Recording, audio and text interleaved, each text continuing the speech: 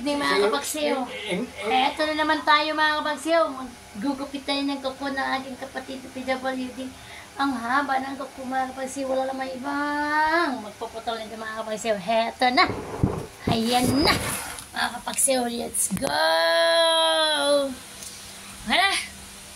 Grabe! Mga kapagsiyo, let's go na. Ayan o. Pasok dito ko dyan. Dili dapit. Oh, grabe. Grabe, grabe. Iti ko.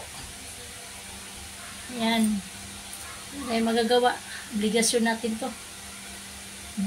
Naku po, patawarin ako mga kapagsiw. Grabe. Hangin-hangin na buti na. Ano na pala nagsasabi nito mga kapagsiw kung ano na lang. Hindi mo maintindihan kung ano. Ito po yung kapatid ko mga kapagsiw na PWD. Mula sa pagligo, sa pagkain, maghimok ko, lahat ginagawa ko. Ayusin mo po, John. Usog ito. Usog ito. Kasi ang haba ng kuko na naman. Di ko pa naman makita masyado mga kapagsiw kasi madilim na rin yung paningin ko eh. Ito po ay nasa 61 years old na. Ako naman nasa 53. Panganay pong kapatid namin po. Inborn po ito, yung kanyang naramdaman sa buhay. Ang edad po niya, kahit umabot pa ng 100 taon, nasa 7 years old lang po talaga ang quota ng kanyang pag-iisip. Kaya ito, wala po ibang nag-sacrifice ito, ako lang.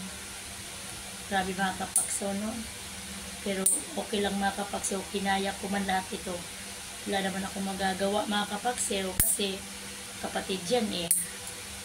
Diba? Pag yan ay mawala sa mundo mga kapakso, maiisip mo rin yun kung ano po yung kanyang ginagawa at kung ano yung mga ginagawa nyo sa mga kapatid nyong kulang sa pag-iisip. Talaga namang napakahirap.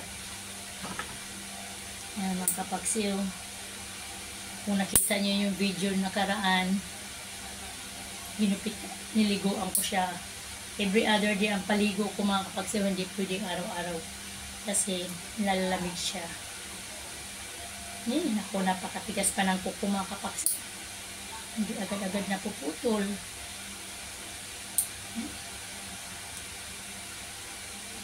Grabe mga kapakso. Hindi agad napuputol mga kapakso. Ang hirap magputol ng kanyang kuko. Sobrang tigas na. Pero malinis naman mga kapakso. Kasi wala naman siyang ginagawa dito na siya sa loob ng bahay. Grabe mga kapakso. Tigas. Ang aking nail cutter, napakalaki na nito pero hindi pa rin kaya. Ang tigas yung kanyang mga kuko.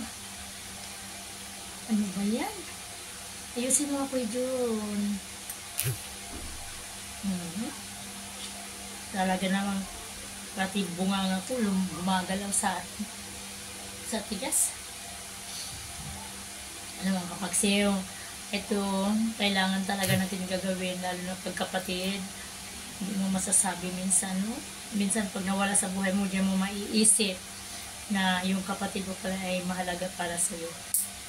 Kaya ito lahat ginagawa ko, pagpakain, pagpaligo, magpabihis.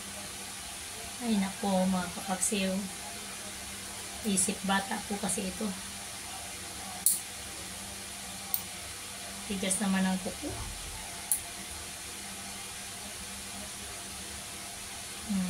Ito na naman sa sa kuko niya sa paa. Medyo mathaba na rin. Nako. Makakapagsiw yan. Oh my God, napagod ang aking katulong na si Betchay.